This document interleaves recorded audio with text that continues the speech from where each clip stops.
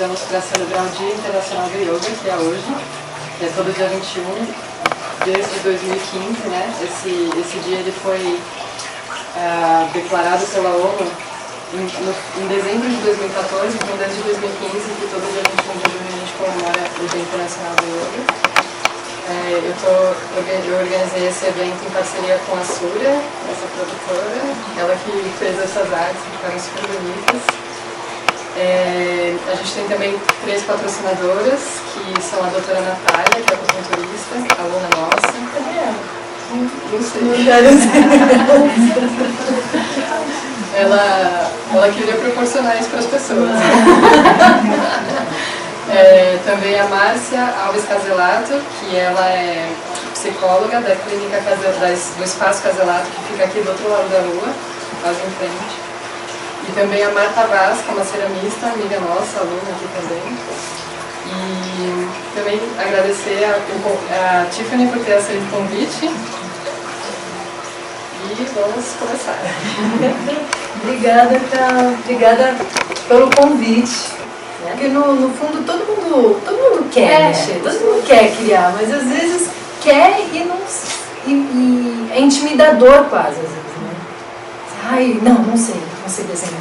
Tem gente que vem fazer aula comigo e fala, eu preciso saber desenhar. Eu falo, mas você está fazendo aula, né? Porque não precisa. Então tem uma coisa no desenho que intimida e não deveria ser assim, a gente não deveria nunca ter parado.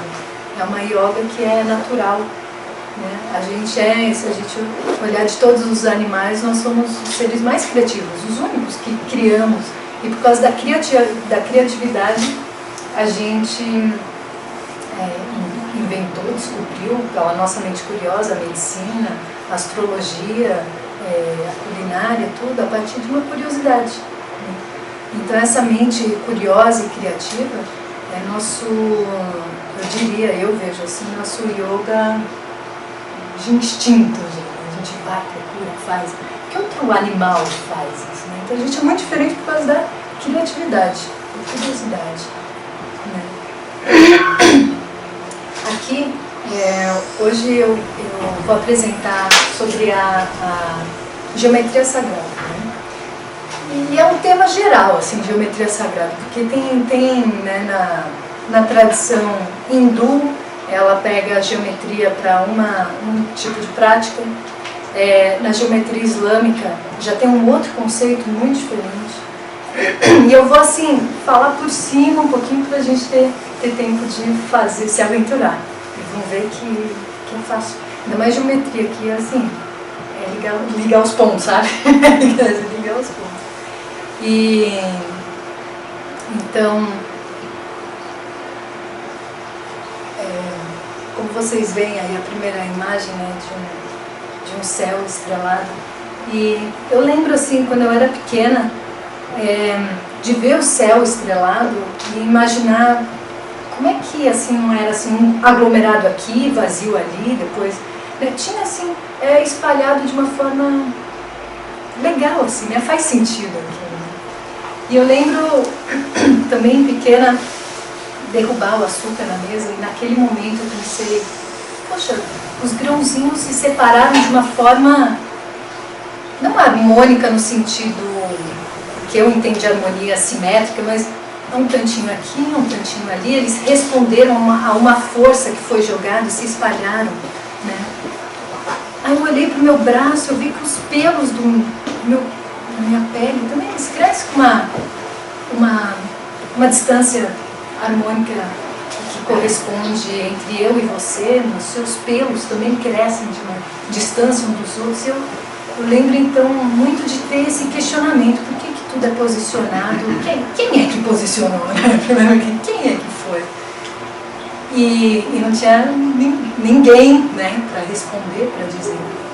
E muito tempo depois eu achei que muito das respostas disso, um pouco, né, desse mistério, que é para prevalecer como mistério, se mostra muito na própria geometria, e por isso se chama geometria sagrada, porque é como se fosse, vamos dizer assim, em termos gerais, falar a palavra Deus, eu sei que já é um nome carregado, mas Deus como o divino, ele tem uma linguagem e que se manifesta dessa forma, da geometria. Então, mesmo no Islã e no hinduísmo, no budismo, especialmente no Islã, dizem que o idioma de Deus é a matemática.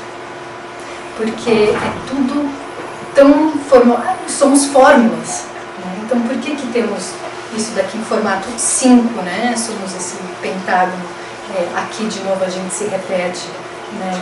E como nós nos posicionamos aqui, né? Como um círculo, como um mandala.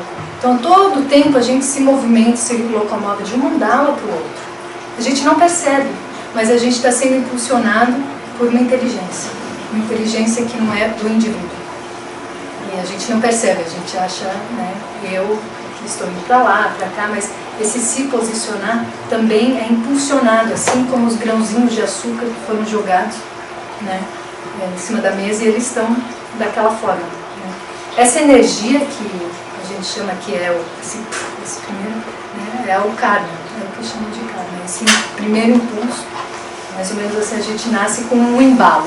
Cada criança nasce com uma bagagem, nasce com um embalo. Esse embalo é como nos posiciona em cima da mesa, né? Assim, dessa forma. E estudando a geometria, no desenho, a gente pode pensar muito dessa forma, né? No desenho, e ver o meu lugar no mundo, como que eu me posiciono. Então vamos começar do princípio. Pode passar para o primeiro. No princípio, há um ponto no espaço vazio, um nada. E esse ponto não é material, é só uma referência no espaço vazio. Essa é a unicidade. Essa seria a consciência. E a consciência que não tem um lugar, não tem tempo, nada acontece porque é um espaço vazio. E se a gente concentrar em uma unicidade, em um ponto único. A partir do momento que essa consciência expande, ou toma movimento, ela cria dualidade, que é a nossa realidade. Pode passar para o segundo. Então, nossa dimensão, nossa realidade é da dualidade. No momento que eu só percebo a mim mesma a partir do outro, né? Existe eu e por isso existe você. Não existe esses dois pontos. A partir do momento que existe dois pontos, há uma ligação. Então, se você, por exemplo, está numa ilha deserta, ou melhor, num barco no meio do oceano, você vê um ponto, você se liga diretamente nele, né? Porque todo vazio é naquele ponto. Acontece duas coisas. A primeira, então, é essa dualidade, a separação, né? E existe uma distância. E com isso existe uma linha, né? E se a gente pensar, com essa distância, existe o espaço, se for, e a noção de tempo. Existe um tempo que eu chego até. Então, numa dimensão de unicidade, tempo e espaço é irrelevante, certo? Agora, com dois pontos no então, a gente começa na dualidade. Uma coisa da dualidade interessante é que nós vivemos e nós pensamos de forma dual. Eu me percebo, sempre quando a gente está pensando, é uma referência a alguma coisa. Eu não gosto disso porque eu já tenho referência de algo que eu gosto. Eu percebo o outro sempre em comparação, né? E muito se fala da iluminação, que seria a unicidade com o divino. Mas é impossível a mente, a nossa realidade humana, se dar conta dessa unicidade mentalmente. A gente não consegue pensar na unicidade, porque o pensar é da realidade dual. Então, essa é só uma caia de ficha minha, pessoal, questionando a iluminação, como é que é, se é que existe, como é que é isso, né? E eu pensei, eu nunca vou saber, porque a minha mente, ela é dual, ela é um programa feito de pensar dessa forma.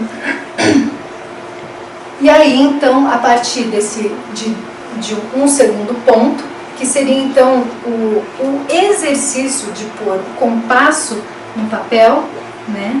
Então, primeiro, tudo começa com um ponto. Ao abrir o compasso, é a minha realidade dual. E o movimento é a vida. Então eu crio espaço e tempo, o movimento cria vida. Então a primeira forma seria mais primal, aí é o círculo. Pode passar por favor?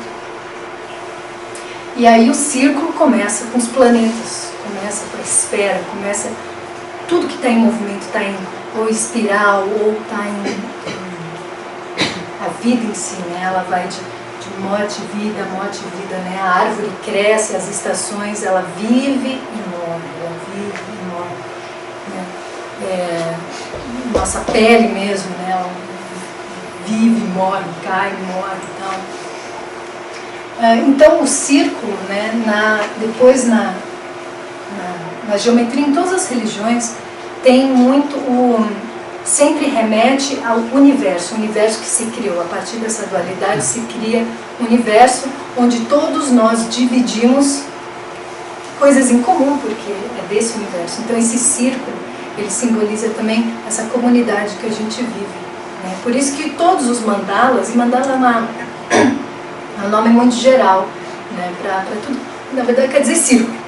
E o que é um círculo? É um universo onde tudo se manifesta. Então o mandala, quando alguém fala mandala, bom, pode ser um mandala que você inventa. Você pode criar o teu mandala a partir de um sonho, a partir da sua vida, pode ser livre. Aí tem os mandalas hindus, que são específicos, tem os mandalas islâmicos, que a gente vai fazer um pouco, que segue uma outra ideia, mas sempre dentro de um círculo, é como se fosse um container, né?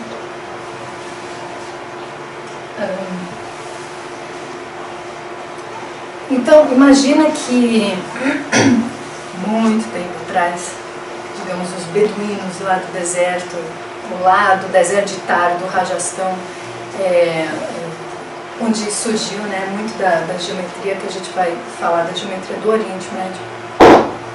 Eles tinham muito mais tempo do que a gente passa observando. Hoje a gente observa as telas, né? Outra realidade. Mas imagina assim, que não existe. Então o sujeito fica lá olhando para o horizonte. O horizonte é a primeira linha que ele percebe. E aí a primeira divisão, inclusive no desenho que a gente faz, é do horizonte. É o sol no horizonte. Que quando a gente começar a desenhar, vai ser justamente essa cena. E foi percebida a geometria só a partir de observação. Então imagina a observação do tempo para sacar a rotação da Terra, da Lua. Tinha que observar muito, sem instrumento nenhum, né? Então o nível de percepção também desse povo naquela época, nós seres humanos, era muito maior nesse aspecto, né? Então essa é a nossa primeira divisão, né, do círculo. Pode mudar para o outro. E a divisão também a gente enxerga em outros símbolos, que é a Lua, as suas estações, né, ela está minguante, crescente, né?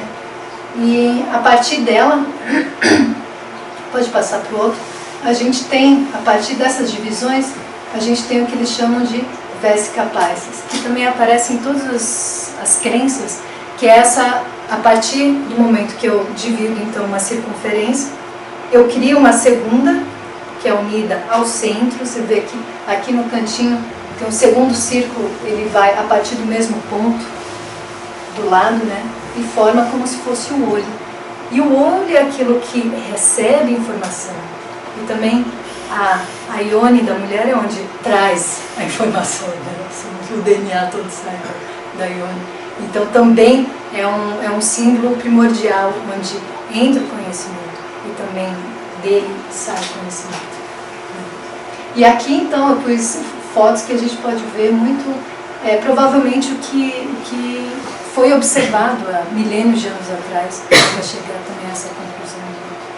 Pode passar para o próximo. Aqui também bem interessante, como ali de novo o Vesica Pisces, ali, e depois se multiplica. Aqui é a célula, né? Célula humana se formando. E aqui então esse símbolo, que é o símbolo da flor da vida.